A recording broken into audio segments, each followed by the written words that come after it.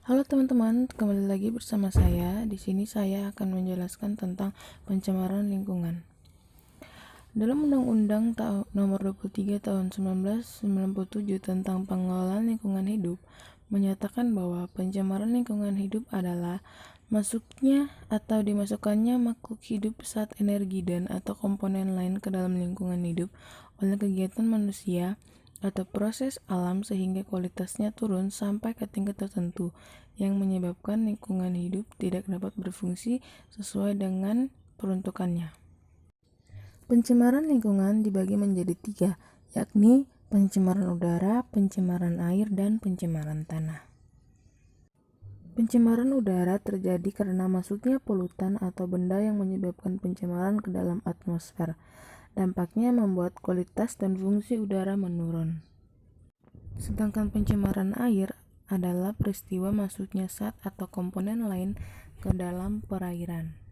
Air sangat memegang peran penting dalam kehidupan makhluk hidup. Jika tercemar, dapat menyebabkan penyakit. Pencemaran air bisa terjadi dari limbah industri, limbah rumah tangga, dan limbah pertanian. Limbah industri sangat potensial sebagai penyebab terjadinya pencemaran air, karena limbah cairnya langsung dibuang tanpa diolah terlebih dahulu. Padahal limbahnya mengandung bahan berbahaya dan juga zat-zat yang mengandung racun. Selanjutnya adalah pencemaran tanah. Pencemaran tanah pada umumnya disebabkan oleh zat-zat kimia yang dibuang secara langsung. Pencemaran bisa juga oleh sampah anorganik yang tidak bisa terurai.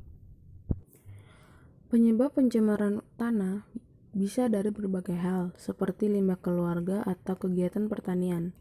Limbah keluarga berupa senyawa anorganik yang tidak bisa terurai oleh mikroorganisme, sementara limbah pertanian dari penggunaan pupuk buatan, zat pemberantasan hama, dan pemberantasan tumbuhan pengganggu. Berikut adalah beberapa cara untuk mengatasi pencemaran lingkungan. Yang pertama adalah membuang sampah pada tempatnya. Sampah yang dibuang sembarangan akan menjadikan lingkungan menjadi kotor. Oleh karena itu, buanglah sampah pada tempatnya agar tidak terjadi pencemaran lingkungan. Yang kedua adalah penanggulangan limbah industri yang harus kita usahakan sebagai tempat pembuangan yang tidak mengakibatkan pencemaran lingkungan. Kemudian penanggulangan pencemaran udara. Menanggulangi pencemaran udara karena polusi udara yang disebabkan oleh asap akibat pembakaran sampah atau asap-asap kendaraan bermotor. Kita bisa menguranginya dengan cara mengurangi pembakaran sampah dan juga sampah organik yang kita timbun supaya menjadi pupuk. Yang terakhir adalah penghijauan dan penanaman pohon. Penghijauan dan penanaman pohon dapat membersihkan udara kotor karena tanaman menghirup CO2 untuk bahan fotosintesis dan menghasilkan O2 atau oksigen. Lingkungan bersih dan asri adalah hasil dari kerja keras orang-orang yang menjaga kebersihan alam dan kebersihan lingkungan sekitar. Oleh karena itu, mulai dari diri kita sendiri untuk menjaga dan melestarikan lingkungan kita.